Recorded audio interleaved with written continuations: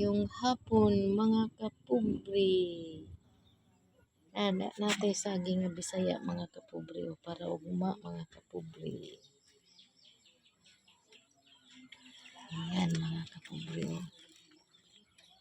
Napoday tay bayabas, mga kapobre. Para mga kapobre. 50 lang ang kilo, mga kapobre. Kani atong saging, 20 lang. Nahinggan na siya, mga kapobre. Na ako'y customer, mga kapobre. Ani, mga kapobre, kinsay nakailahan ni nga saging, mga kapobre. Atong pita.